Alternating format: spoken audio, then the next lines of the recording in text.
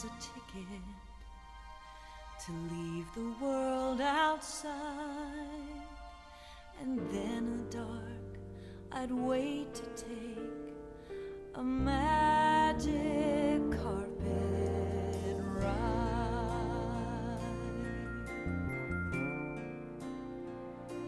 The curtains part, the dream begins, and all at once you're swept away. The world is wider, the seas are deeper, and you can choose the part you play.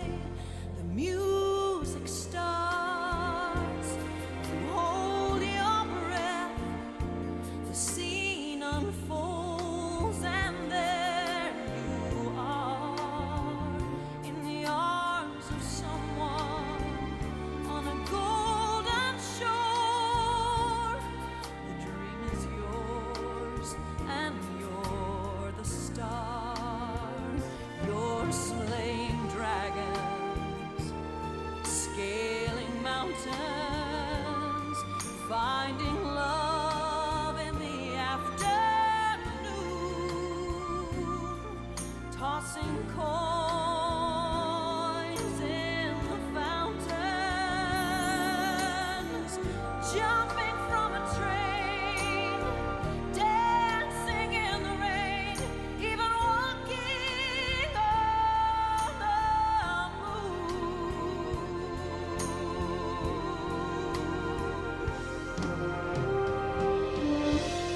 You may know the dream by heart.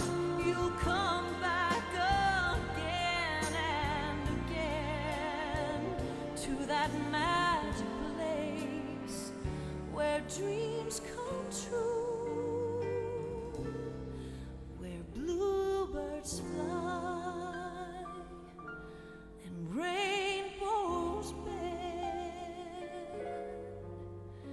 and you never want the dream to end. Play it once then, for all time's sake.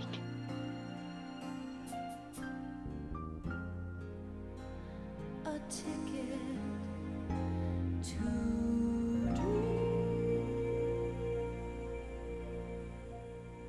The American Film Institute's 100 Years, 100 Movies. America's greatest movies with guests Woody Allen, Anne Bancroft, Halle Berry, Candice Bergen, Mel Brooks, Chevy Chase, Cher, David Copperfield, Walter Cronkite, Stanley Donen, Richard Dreyfuss, Clint Eastwood, Sarah Ferguson, William Friedkin, Larry Gelbart, Whoopi Goldberg, William Goldman, Charlton Heston, Dustin Hoffman, Samuel L. Jackson, James Earl Jones, Larry King, Tommy Lasorda, Ernest Lehman, Susan Lucci, Sidney Lumet, Malcolm McDowell, Dan Rather, Burt Reynolds, Julia Roberts, Martin Scorsese, Brooke Shields, Carly Simon,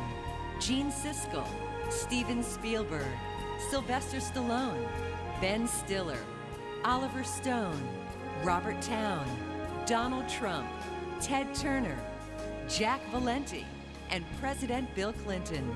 A Ticket to Dream, sung by Trisha Yearwood, with hosts Richard Gere, Sally Field, and Jodie Foster. A ticket to dream.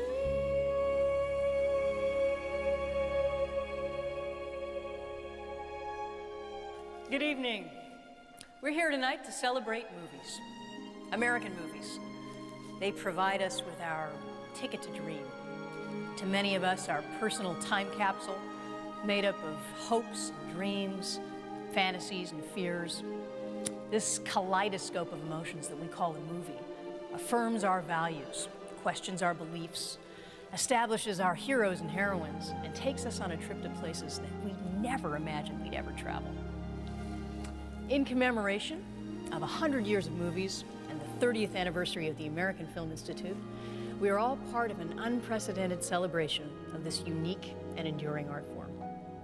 Tonight, we will announce the 100 greatest American movies of all time. This, until now, secret list of movies has been chosen by the leaders in front of and behind the camera.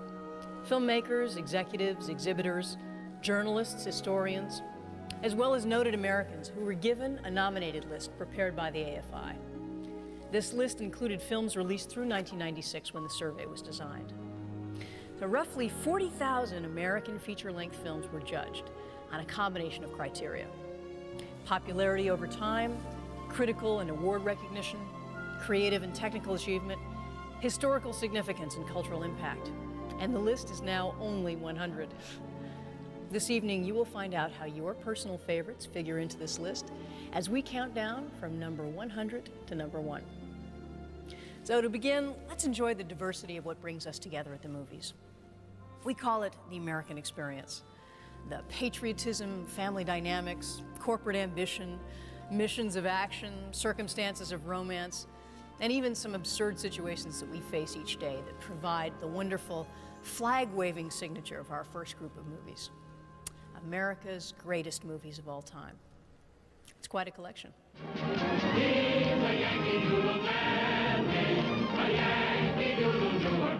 Aside from his skills as a dancer, Cagney's performance in Yankee Doodle Dandy, the acting was so good. He was also a good actor.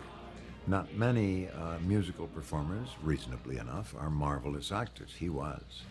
Goodbye, sir. And I want you to know that I'm not the only one that's grateful. My mother thanks you.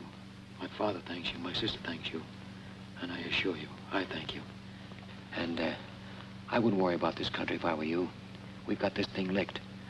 Guess who's coming to dinner? Who? Guess Who's Coming to Dinner was a great movie because there was Spencer Tracy. There was Spencer Tracy and Katharine Hepburn, you know, and Catherine Houghton and Sidney Poitier. Well, we have this problem. I fell in love with your daughter. And as incredible as it may seem, she fell in love with me. And we flew back to San Francisco to see if you or Mrs. Strayton would have any objections if we got married. Sidney Poitier, for me, has risen to great heights. And he comes onto the screen, and his whole love, his whole passion comes out there onto the screen with you. You and your whole lousy generation believes the way it was for you is the way it's got to be. And not until your whole generation has lain down and died will the dead weight of you be off our backs. You understand? You've got to get off my back. To see a film like that was kind of confusing for me. Because I've been taught all my life that, you know, races didn't cross and didn't mix in that way. And for me, that was something that could get you killed. Damn, somebody's shooting at us. Yeah. Did he hit you? Oh, no, I bumped my head falling off my horse. I wanted to make a statement that the Western was based upon myth and created by characters who exaggerated the myth of it all. It's a hell of a thing, killing a man. You take away all he's got and all he's ever gonna have. Yeah. Well, I guess they had it coming.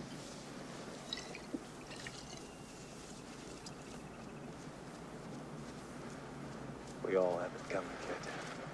Every summer, there are films that we like to watch over and over, and one of them is Bringing Up Baby, which was one of my favorite films and is now my daughter's favorite film. You lied to me. No, well, I did just telling me a ridiculous story about a leopard. No, it wasn't a ridiculous story. I have a leopard. Well, where is the right leopard? In there. I don't believe you, Susan. But you have to believe me. It's I've the been a absolute victim of truth. your unbridled imagination once more. All the way you're talking about. That'll teach you to go around saying things about people. The Searchers was just a classic example of an actor saying, I'm not going to do a triple unless I have a net. John Ford was a net. So we'll find him in the end, I promise you. We'll find him. Just as sure as the turning of the earth. You really get his character in the moment when they unearth a grave of a dead Indian. You know, he wants to kill the soul of these people. He hates so much that he hates beyond the grave. Why don't you finish the job?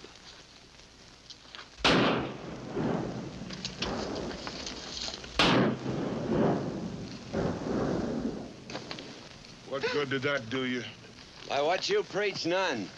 But what that Comanche believes, ain't got no eyes, he can't enter the spirit land, has to wander forever between the winds. He's a poet, too. He's a poet of hatred. And I will strike down upon thee with great vengeance and furious anger those who attempt to poison and destroy my brothers. And you will know my name is the Lord when I lay my vengeance upon thee. Quentin knows how to steal stuff from everything he's ever seen and put it together in this unique way that other people can't do. Don't you just love it when you come back from the bathroom to find your food waiting for you? We're lucky we got anything at all. I don't think Buddy Holly's much of a waiter. Maybe we should have sat in Marilyn Monroe section. Would you like some coffee? Which one? There's two Monroes. No, there's not. That is Marilyn Monroe. That is Mamie Van Doren. And I don't see Jenny Mansfield, so she must have night off or something. Thank you, sir. All right, see you later. Thanks. What are you doing? You're leaving your car? He watches the car for me. Martin Scorsese's really good at showing you things that you don't really want to see in a way that is really disturbing. Get the door! You get the feeling that this is what it really is, and it's harrowing and informative and beautifully wrought. Anyway, you know what reminds me, I need this knife. I'm gonna take this, it's okay? Okay, yeah. I just need it for Bring a it while. back, though, you know. Well, the poor thing, you know, I hit him in his, we hit the deer in his paw, what do you call it? The paw. The paw, his the foot. hoof. The hoof got caught in the grill, I gotta hack it off. Ooh. Ma, it's a sin, you gotta leave it there, you know, so. Anyway, I'll bring your knife back if they do that. Anyway. Delicious. Thank you. I haven't had any dinner yet. Sure. Look, kid, I put in a good word for you with Sheldrake and personnel. Mr. Sheldrake? That's right. We were discussing our department, manpower-wise, promotion-wise. I told them what a bright boy you are. They're always on the lookout for young executives. Thank you. You're on your way up, buddy boy, and you're also out of liquor. With the apartment, you can take a somewhat sleazy situation, and the magic of film, you can make it into whatever you want to make it. I love you, Miss Kubelik. 3. Queen.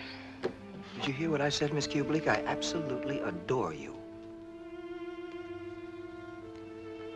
Shut up and deal. The most stunning moment I've ever seen in a film, ever seen in any film, is when Montgomery Clift turns around and sees Elizabeth Taylor for the first time. Did I hear you say you were getting intimate, Earl, darling? Oh, you're late, Vickers. Of course, I'm always late. You've met this Montgomery Clift character, and he's sort of a ne'er-do-well kind of a guy, and all of a sudden he turns around, and there's the most beautiful woman he's ever seen in his life. And I think I fell in love with her at that moment, as every American or foreigner who ever saw that film did. It is a brilliant, quintessential George Stevens moment.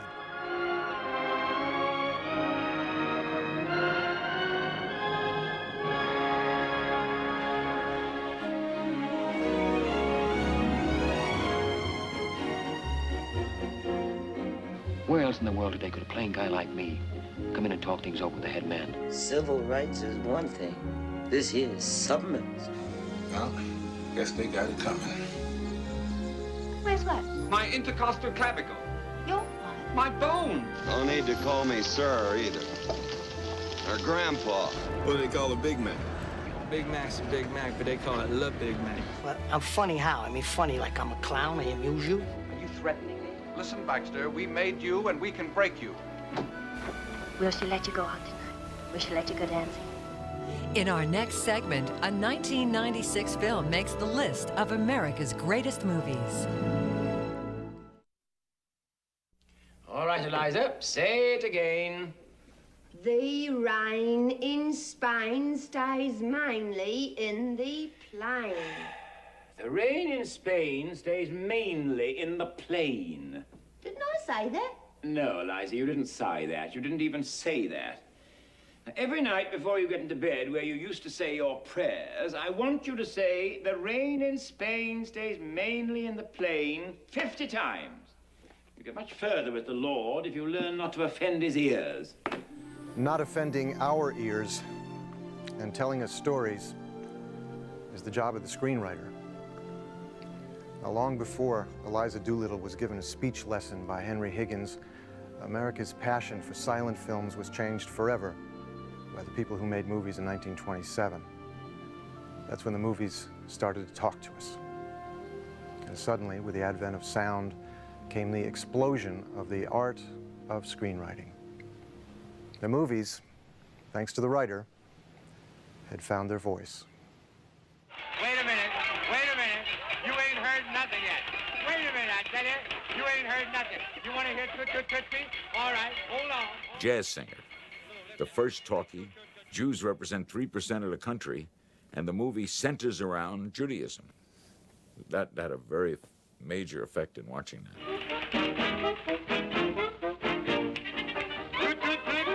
Goodbye. Don't cry. I remember the first movie I ever saw, I sat on my mother's lap, and it was The Jazz Singer. And I jumped on the coffee table, and I remember I spread my arms like Al Jolson. I said, I'd walk 1,000,000 miles for one of your smiles.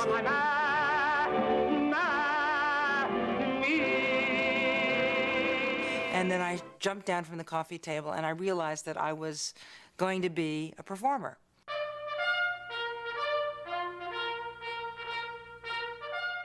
To see that movie, Patton, was so inspiring.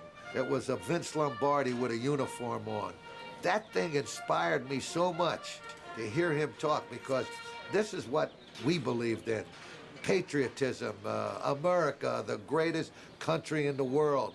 Americans play to win all the time. I wouldn't give a hoot in hell for a man who lost and laughed. That's why Americans have never lost and will never lose a war. Because the very thought of losing is hateful to Americans. I got so confused watching the Patton movie that I think when I finished, I would not have been sure if I'd seen the two men side by side, which was really Patton.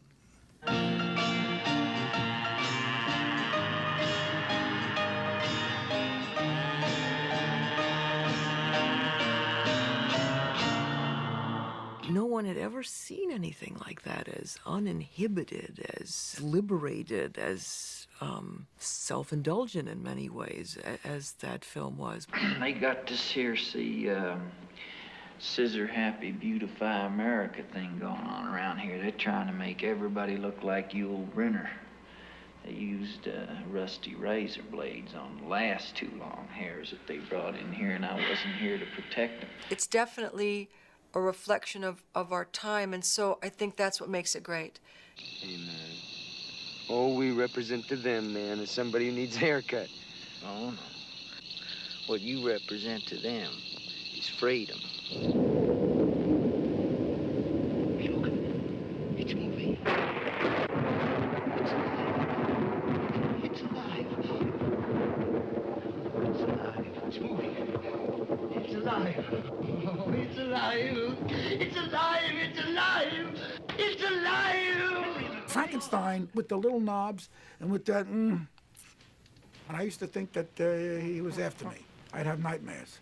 I used to think he took the time to go to get a boat from Transylvania to come to New York, to get a subway, to come to Brooklyn, to climb up my fire escape, came into my bedroom and throttled me to death.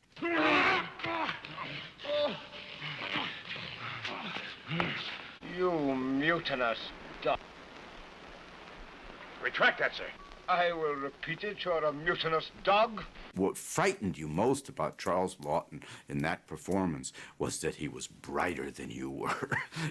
Casting me adrift 3,500 miles from a port of call. You're sending me to my doom, eh? Well, you're wrong, Christian. I'll take this boat as she floats to England if I must. I'll live to see you, all of you, hanging from the highest yardarm in the British fleet. Ciccolini, you're charged with high treason, and if found guilty, you'll be shot. I object. Oh, you object. On what grounds? I couldn't think of anything else to say. Objection sustained. Your Excellency, you sustained the objection. Sure, I couldn't think of anything else to say either. Why don't you object? Ciccolini, when were you born? I don't remember. I was just a little baby. Isn't it true you tried to sell Fredonia's secret war code and plans? Sure, I sold the code in 2 pair of plans. It's some joke, eh, boys? Everything they did was funny. I mean, when they did jokes, it was amusing. When Harpo did silent comedy, it was amusing.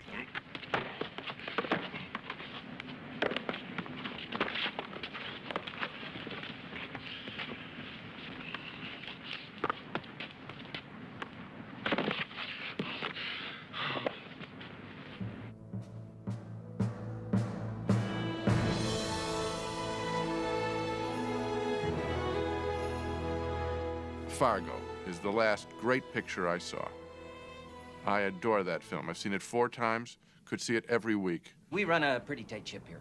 I know, but, well, how do they establish that, sir? I mean, are the cars counted daily, or what kind of a routine here? Ma'am, I answered your question. I'm sorry, sir? Ma'am, I answered your question. I answered the darn... I'm cooperating here, and there's no, What I love about Fargo is they include a scene and have the confidence that they've built such an interesting character, the Frances McDormand character, that basically anything she encounters will be interested in following. Okay. I want you to tell me what these fellas look like. Well, the little guy, he was kind of funny looking. In what way? I don't know, just funny looking. Can you be any more specific? I couldn't really say. He wasn't circumcised. Was he funny looking apart from that? It was almost like a documentary that someone had gone to this strange place and brought back a record of a life that's, you know, within our borders that I knew nothing about. Hey, they said they were going to the Twin Cities. Oh, yeah? Yeah. Yeah, is that useful to you? Oh, you betcha, yeah. Yeah. They took an American setting with American characters and made you seem as though you were watching a foreign film.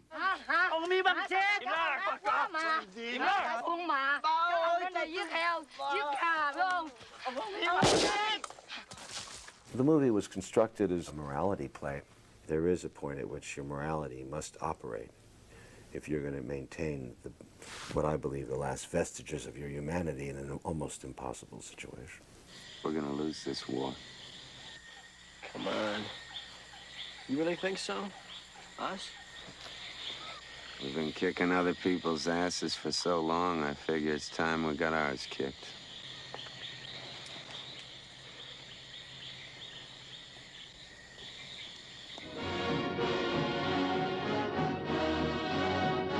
I loved The Scope of Giant. I loved that Victorian house in the middle of this desolate, dusty plain. I remember James Dean in that oil well with, you know, just that oil gushing out.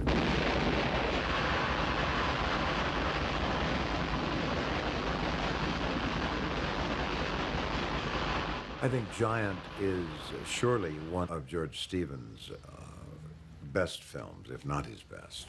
It's here. And there ain't a dang thing you gonna do about it. My well came in big, so big, and there's more down there, and there's bigger wells.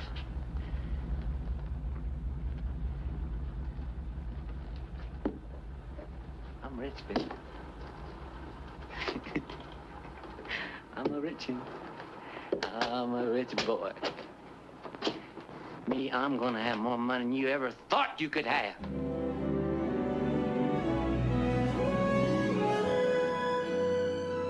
Say A. You ain't got no heart, you ain't. A. goddammit. I don't want these men to love me. I want them to fight for me. Lord have mercy. Is that what that is?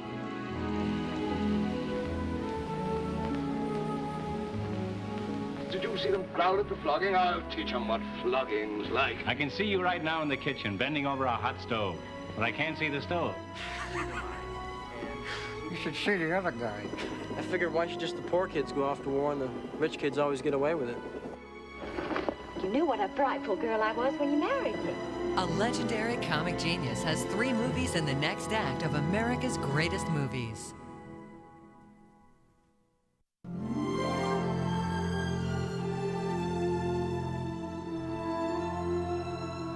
There are so many unforgettable movie images we have cherished and relived over the years.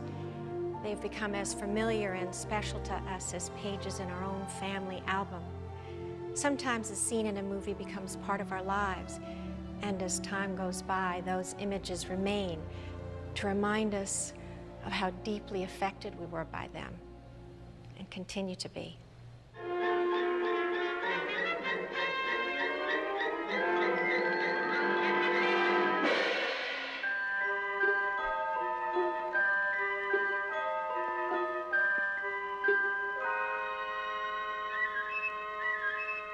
I think the mechanical eating scene in modern times is one of the funniest scenes I've ever seen on film.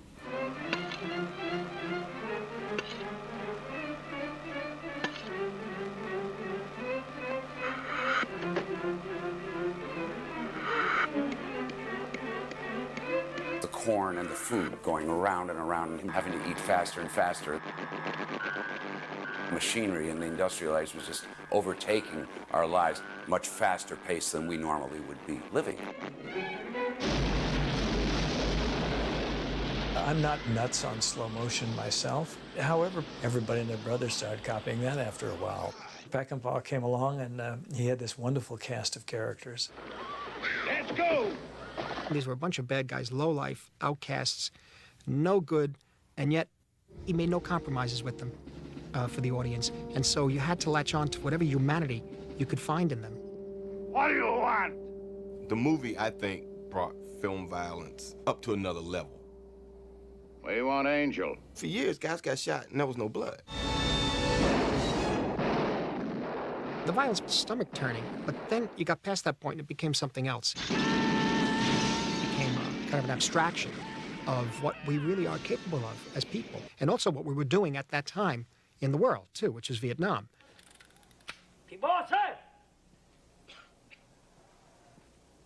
When Christopher Walken was in that scene when he was playing Russian roulette, the sheer point that that man must have got to that it didn't really matter if he went on or not, so he might as well play the game. I find that a very, very punishing piece, and yet I watched it very much. I've seen the film many times.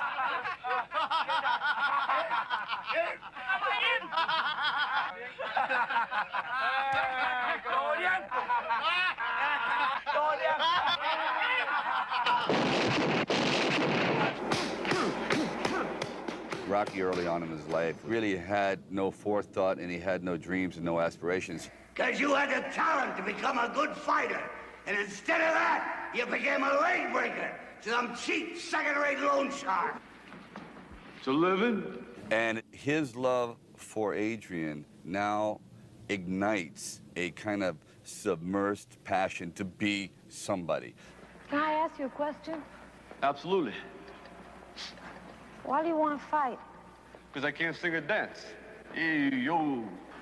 The experience of seeing Rocky in a theater is almost religious. You know, to see what happens to audiences of different age groups, men and women, black and white. I don't ever remember having seen anything quite like that, where the audience gets up and cheers. They're on their feet in the theater.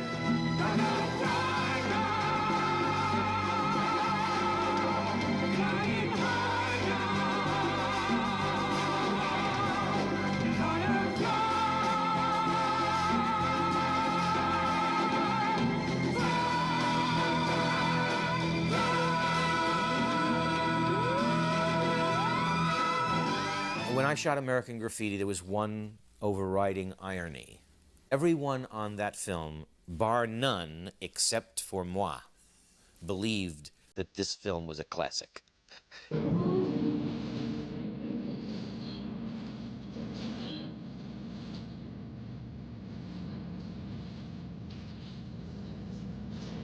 What did you say? Wait, what did you say? What did you say? Quick, hang a right. What? What? Steven, cut over to G Street. I just saw a vision.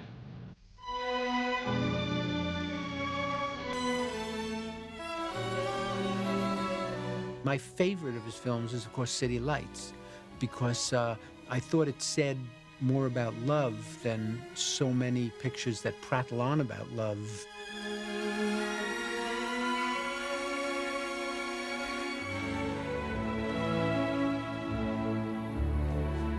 I wouldn't mess with a dog, much less a wolf. When Kevin Costner reads all the characters, he wants to play them all because he relates to them all, which doesn't mean that he's going to be greedy and hog up all the energy, but it means that he appreciates what the other actor is going to be doing. It's, you know. Tatanka. Tatanka. Here. Tatanka. Tatanka. Tatanka. Tatanka. Buffalo.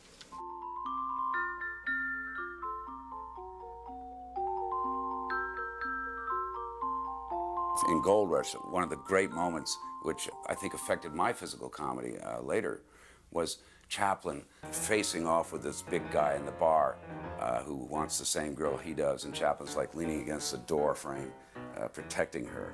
And the guy goes like that, and Chaplin just disappears through the door frame, just in an instant. And then he's back again. Heathcliff, make the world stop right here. Make everything stop and stand still and never move again. Make the Moors never change, and you and I never change. The Moors and I will never change. It's a visceral impact that the early movies have. Watching Olivier standing, listening to this speech that Merle Oberon is delivering about how she's going to marry somebody else, and the expression changing on his face and feeling what must be going on inside of him. Oh, Heathcliff. He gets worse every day. Would degrade me to marry him. I wish he hadn't come back. The interesting thing about Judah Ben-Hur is that he is not a hero, but he is a survivor.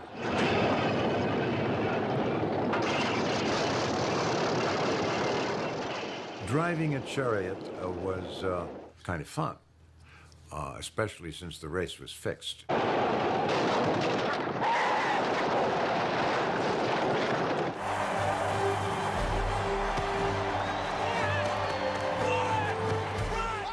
Right before Forrest Gump was made, I interviewed Tom Hanks, and he told me he was going to make Forrest Gump. He says, yeah, it's a way out movie, but let me tell you, if it works the way the script reads, we're going to have a classic hit. I never heard an actor predict that before. Life is a box of chocolates, Forrest. You never know what you're going to get. Mama always had a way of explaining things so I could understand them. I will miss you, Forrest. She had got the cancer and died on a Tuesday. When Gary Sinise came on the screen, I was so shocked I thought he had lost his legs. And I turned to Mel and I said, Mel, did he lose his legs? And Mel said, I don't know. And I felt so sorry for that poor man. He never actually said so, but I think he made his peace with God.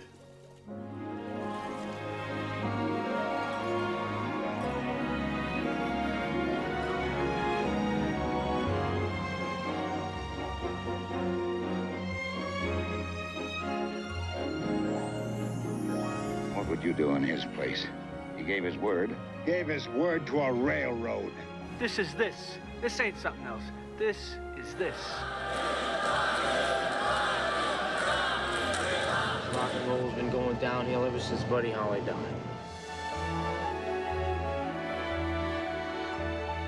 I've always wanted to see the frontier. I didn't want to see the frontier. All you have to do is to shoot. Well, thank me for it. Shrimp soup, shrimp stew, shrimp salad, shrimp and potatoes. Coming up in the next segment, the film that made John Wayne a star. The chase scene in The French Connection came about really through inspiration. Police emergency, I need your car. You couldn't just do a good story out there. You had to have a little something extra. If not a big star, a big scene, preferably a chase. I was in New York City, where they have subways and elevated trains. What if a car was chasing a train? I was able to use that chase to illustrate the blind obsession of this cop, even so far as putting the general public in danger. Testing the limits. Those who indeed push that envelope, tap our emotions for adventure, success, and joy, earn our admiration, and create that special something which brands a movie as being truly unique and trend-setting. Their ideals become our ideals. Their thoughts become the standards of our thinking and language. Their style of dress and movement are seen on the streets of our nation. And their moments of triumph and defeat become our successes and our failures. They can show us that society is not black and white, but truly more gray, complex, and ultimately satisfying when one takes a risk. Little boy was our eyes as the audience. Gosh almighty, that is good! Alan Ladd, who was a very small man in stature, but he seemed much, much larger than life in this particular film. Jack Palance invented the way to get off a horse if you're heavy. He was petrified of horses. He was from New York. So he got off so slow because he didn't want the horse to be nervous. It's all right. Easy, baby. He wasn't menacing. He was scared to death. You know, when I was a kid, all the other kids wanted to be John Wayne, you know. I wanted to be Gene Kelly.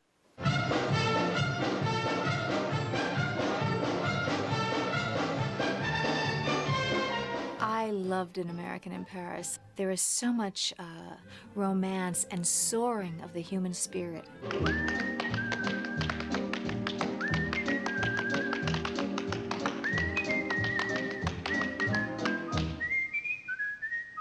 It's Paris in its most romantic light. The dance at the fountain, I think, is very sexy, too.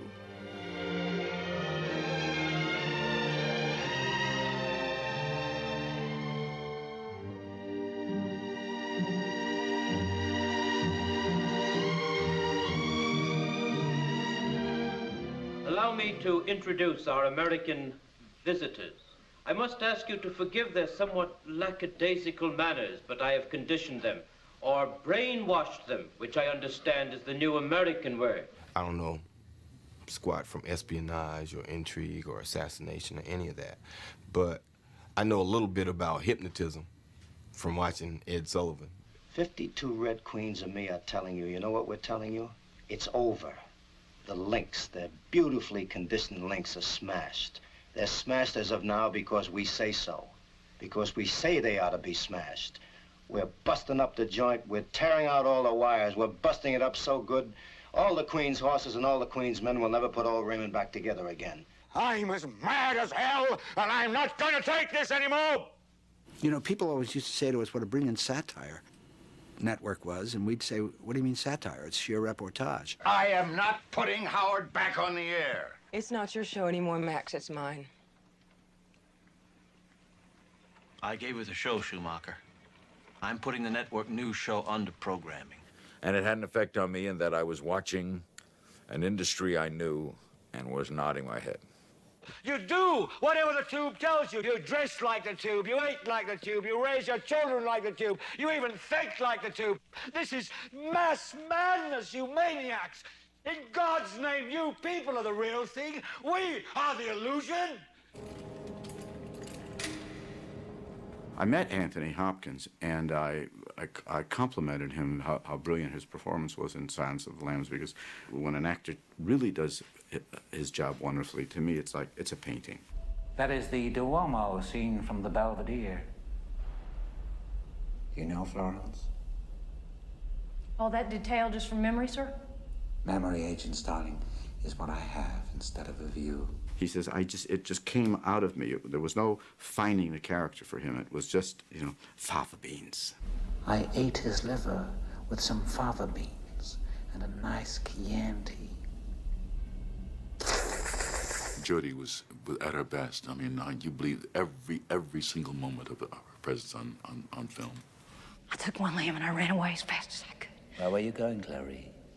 I don't know. I didn't have any food, any water, and it was very cold. Very cold. I thought if I could save just one, but he was so heavy. He was so heavy.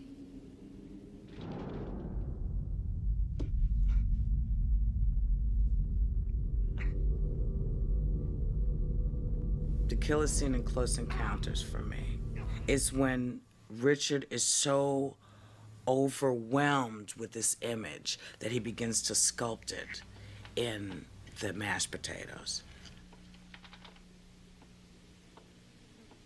That obsession is one that I know we all have had, trying to figure out the piece of the puzzle. I was a loner, and I made movies as a reaction to being alone and finding a way to do something that could bring friends into my life.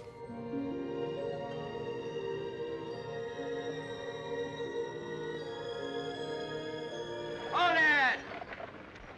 Whoa, steady, ho. I really admire Stagecoach because, for one thing, it was John Ford's first foray into Monument Valley, and to put little figures in a grand landscape. Stagecoach talks about the need for bonding. A man could live there. And a woman. There you go. But you don't know me. You don't know who I am. I know all I want to know. How many comedies are in the 100? How many comedies are in your 100? What about this thing? No, I don't have the right shoes for it. I hate the way the horizontal lines make me look too hippie, and it cuts me across the bust. I think we're getting into a weird area here. I knew that the idea of Dustin in a dress would just be irresistible on the screen. I knew he wouldn't be a pretty woman, and I knew that because of that, we would be able to examine certain aspects of femininity. If I was going to be a woman, I would want to be as beautiful as possible. And they said to me, that's as beautiful as we can get you, Charlie. I'd like to make her look a little more attractive. How far can you pull back? How do you feel about Cleveland? Knock it off. And I went home and started crying, talking to my wife. And I said, I have to make this picture. And she said, why? And I said, because I think I'm an interesting woman when I look at myself on screen. And I know that if I met myself at a party, I would never talk to her, that character, because she doesn't fulfill physically the demands that we're brought up to think women have to have in order for us to ask them out. She says, what are you saying?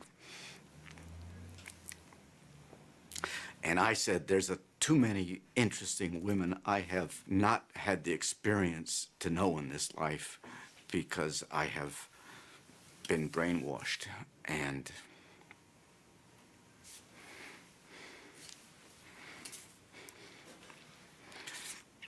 that was never a comedy for me. I'm an actress. I'm a character actress. I can play this part any way you want. Honey, I'm sure that Why you're a don't you very, give me an very idea good what you're actress. looking It's just for? that you're a little bit too soft What? and genteel. You're not threatening enough. Not threatening enough? How's this? You take your hands off me, or I'm gonna knee your balls right through the roof of your mouth. Is that enough of a threat? It was not what it felt like to be a woman.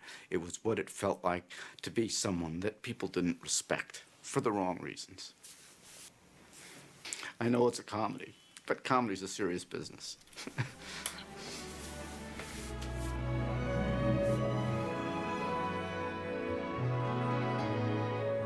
Now, I'm gonna bust your ass for those 3 bags, and I'm gonna nail you for picking your feet in Poughkeepsie. heard that you're a low-down Yankee liar. There is no happier man in Paris than Monsieur Mulligan. I wanted a killer from a world filled with killers, and they chose you. I made a town! I'm not gonna take it anymore! Oh, Clarice, your problem is you need to get more fun out of life.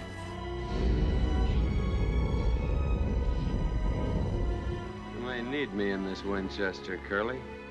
Stop thinking of me as a woman, Medford, and start thinking of me as a person.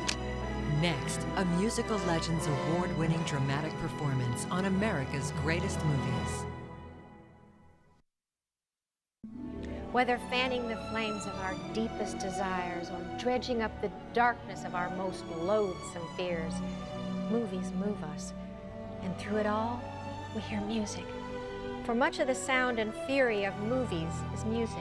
And if you listen carefully, the music alone will tell you what's about to happen.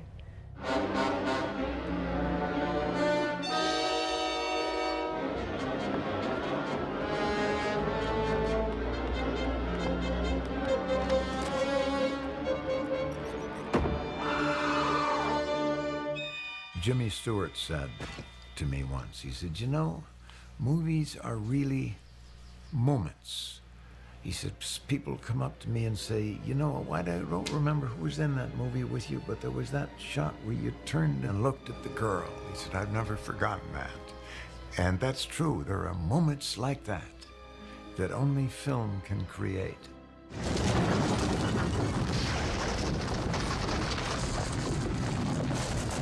Harrison Ford does it for me. Basically, anytime you can make someone with the strength that he possesses with the softness that he also has, I think that's very interesting in a man.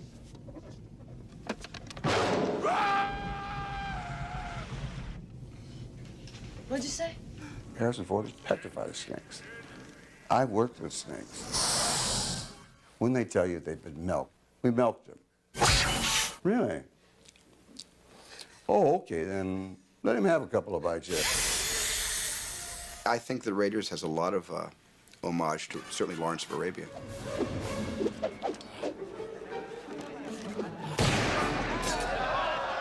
You're tearing me apart!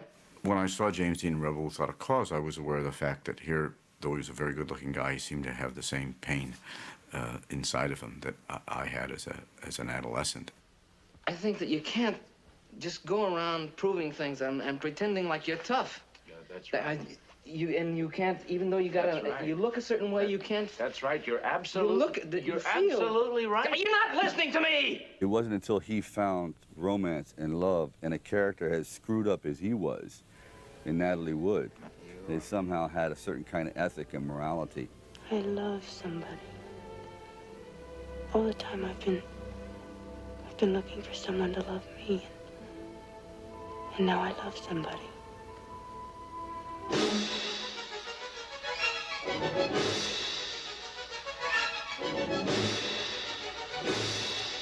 I remember one of the scenes in Fantasia where the seeds of a dandelion had been dispersed, and they turned into little fairies, and they started spinning around and dancing. And it was an image that stuck with me because it was so happy. When I was trying to decide what my wedding dress was going to look like, I wanted it to look like the dresses that the little fairies had on. Fantasia, even to this day, has a place in my life.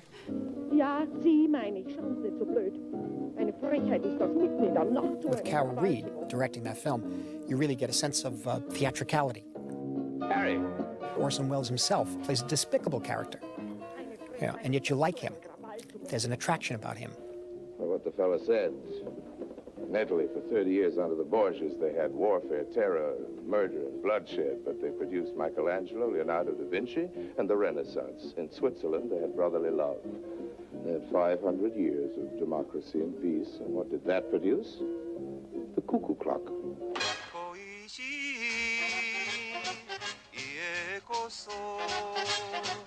It was bold.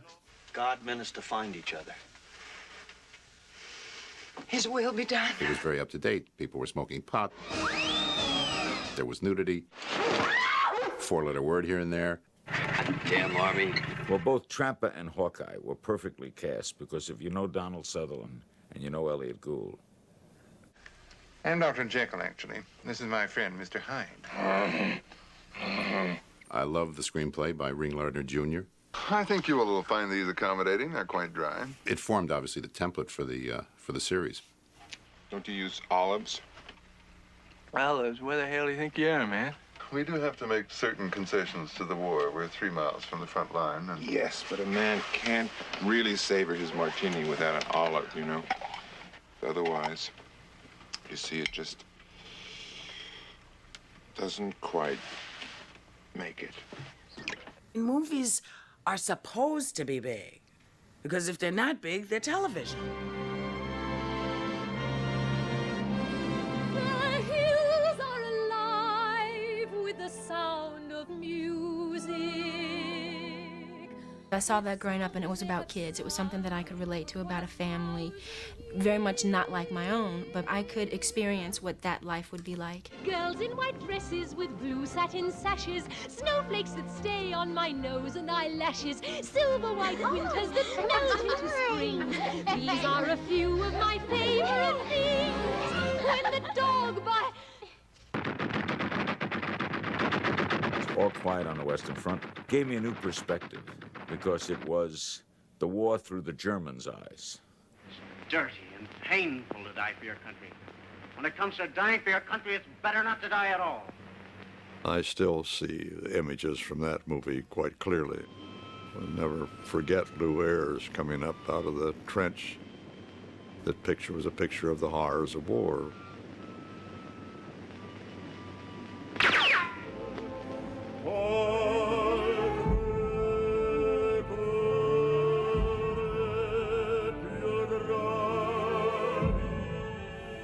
I thought Amadeus was absolutely wonderful, as I've thought many of Milos Forman's pictures are absolutely wonderful.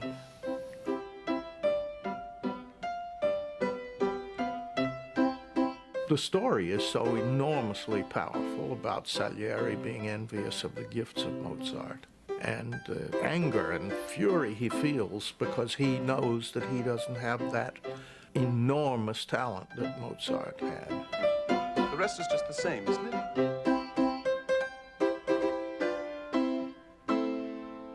It doesn't really work, does it? They say, you know, the talent for melody comes from God.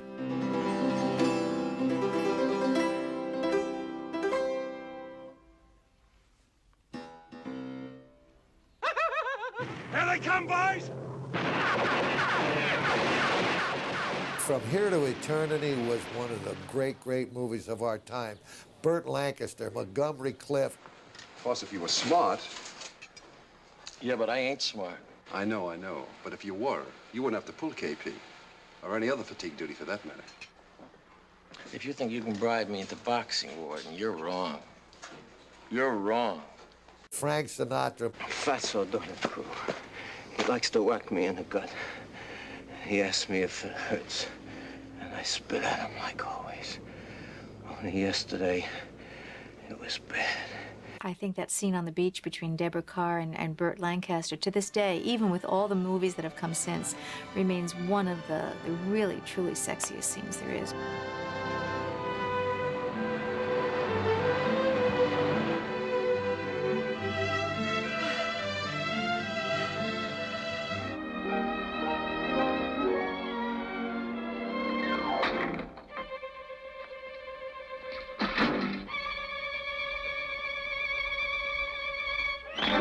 To have Jimmy Stewart, Katharine Hepburn, and Cary Grant all together in one movie is amazing, and you felt like they really brought out the best in one another. Hello, Dexter. Hello, George. Hello, Mike. Cary Grant was an extraordinary performer and a great star, of course, and I envied the way he made his living. He got to stand around in beautiful suits, in beautiful apartments, saying beautiful things to beautiful women. Dexter, are you sure? Not the least bit risky, will you? You bet. You didn't do it just to soften the blow. No, Daisy. No, to save my face. Oh, it's a nice little face. Oh, Dexter, I'll be yours now. I'll promise to be yours. Be whatever you like. You're my redhead. Are you all set? All set.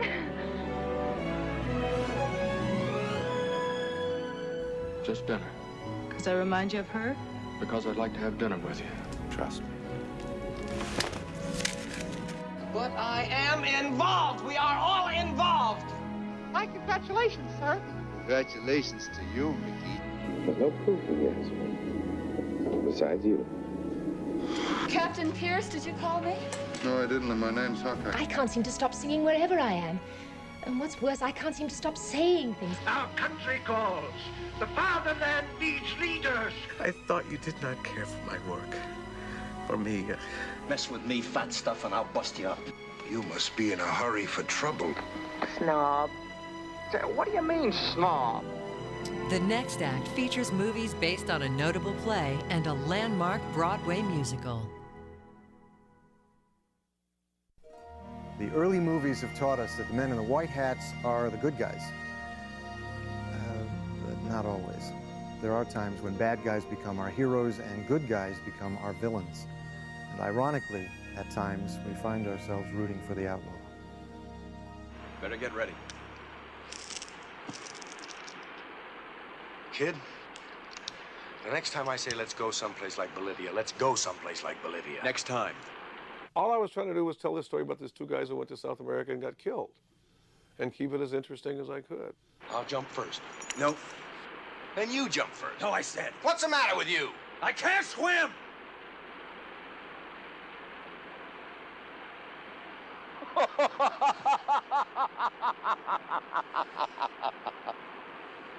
Why, are you crazy? The fall will probably kill you. Westerns are based on confrontation, and Butch's whole life, from everything we know about him, was avoiding confrontation. No, not yet. Not until me and Harvey get the rules straightened out. Rules? In a knife fight? No rules. Well, if there ain't gonna be any rules, let's get the fight started. Someone count 1, 2, 3, go. 1, 2, 3, go. Hi-ho, it's home from work we go. Hi-ho, hi-ho, hi-ho. The first film that I ever saw was Snow White, which my parents got from Walt Disney, Uncle Walt, for my 5th birthday. Why,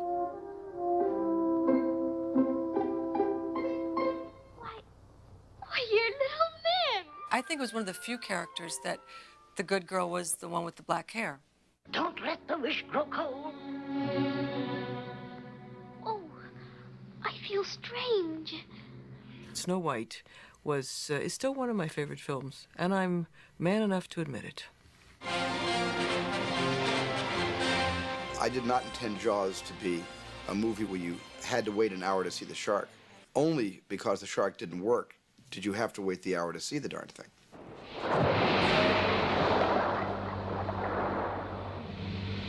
We, the audience, first see the shark, but Robert Shaw and Richard Dreyfuss don't. You're gonna need a bigger boat. The scene in Jaws where we sat around the table and sang that song, all of the characters threw away whatever baggage they had and were human with one another. Show me the way to go home, home, home. I'm tired and I want to go to bed. I had a little drink about an hour ago and I got it right to my head. It's the only moment, actually, where we're together. At every other moment, we are at odds with each other. Let's set a fireball, but I'll tell you this. Oh, boys. I think he's come back for his noon feeding. You talking to me? You talking to me? Taxi Driver is the best film ever made about urban paranoia. Girls should live at home. Didn't you ever hear of women's lib? What do you mean, women's lib? You're a young girl. You should be at home now. You should be dressed up. You should be going out with boys. You should be going to school. You know, that kind of stuff. God, are you square? It made you feel the isolation of one person in this crowded city.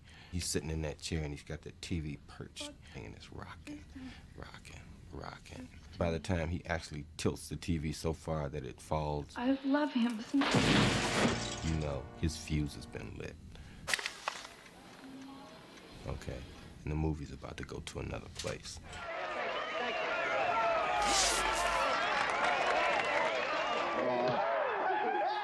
All of Kubrick's work has an amazing balance. In Clockwork Orange, I mean, it's terrifying, but kind of lyrical and funny at the same time. Stormy clouds chase everyone from the place. I'm with the rain. I've a smile on my face. It's really about the freedom of choice, the freedom of the individual to choose what he wants to do, whether he wants to be bad or good. I see that it's wrong. It's wrong because it's like against society. It's wrong because everybody has the right to live and be happy without being told, chopped and knifed. No, no, boy. You really must leave it to us. Hey, Stella! Tennessee Williams later said that Brando, no matter how he tried to fulfill the demands of the character, was always so sympathetic. He couldn't out-slob himself to the point where we didn't love him and women didn't want to have an affair with him. Be comfortable. That's my motto, where I come from. It's mine, too. It's hard to stay looking fresh in hot weather while I haven't washed or even powdered. And here you are. Tennessee Williams had an enormous gift at portraying the South and making it just dramatic enough. I mean, it's not the South the way I know it, certainly. You come in here and you sprinkle a place with powder and you spray perfume and you stick a paper lantern over the light bulb and lo and behold, the place is turned to Egypt and you are the queen of the Nile sitting on your throne swilling down my liquor. You know what I say? Ha ha!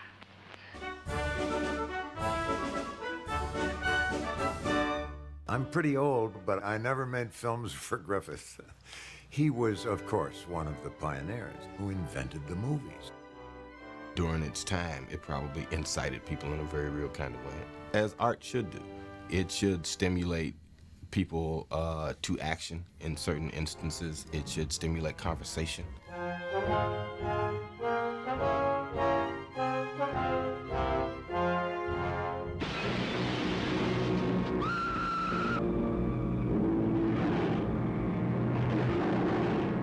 I actually own the land under the Empire State Building. I may be the only person alive who went to see King Kong in order to watch the building, rather than King Kong himself. Jeff, if you could only see yourself. What's the matter? Sitting around looking out at the window to kill time is one thing, but doing it the way you are with binoculars and wild opinions about every little thing you see is disease. What, do you think I'd consider it recreation? My favorite Hitchcock picture, which I think is a quintessential Hitchcock film, is Rear Window.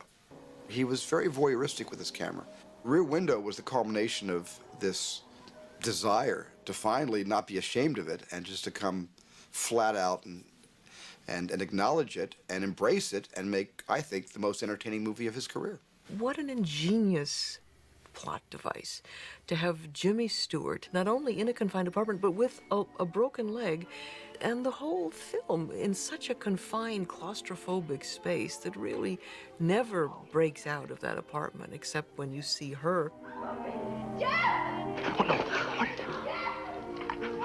Finally, the outside world that he'd been looking at started looking back at him.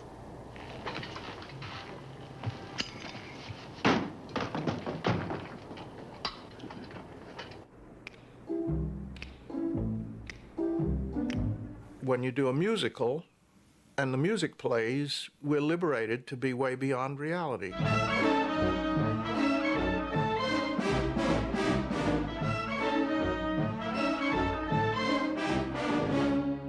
The dancing was in your face, and it was also something new. People weren't used to seeing it. Life can be bright in America. If you can fight in America. Life is all right in America. If you're all white in America. I think West Side Story worked because it still had a Jerome Robbins sensibility with Robert Wise's film know-how.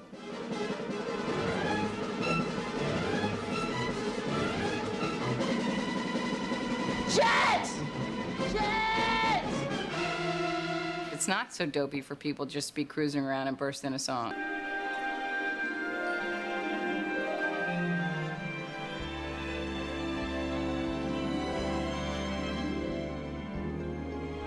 Who are those guys?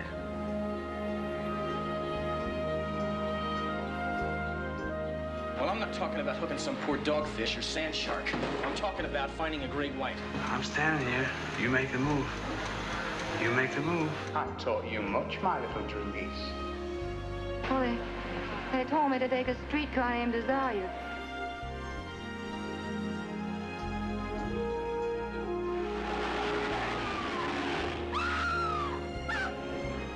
Why hasn't he been in his wife's bedroom all day? In the next group of America's greatest movies, President Clinton reminisces about his favorite film. The names on these director's chairs say it all. The people who sat in these, they said a lot more than action and cut. Directors are the ultimate decision makers of what you and I see on the screen. They use their understanding of lighting, composition, sound, and special effects to tell a story. And in between takes, they supervise the crew, rehearse the cast, keep to a schedule, and hopefully stay on budget. With all this responsibility, they must never lose sight of their singular vision of the final film. More often than not, this involves keeping us actors motivated. I really found with Alfred Hitchcock's movies that he must have had a laugh on all of us every time he set out to make a picture. Seems to me you fellows could stand a little less training from the FBI, a little more from the actor's studio. Apparently, the only performance that'll satisfy you is when I play dead.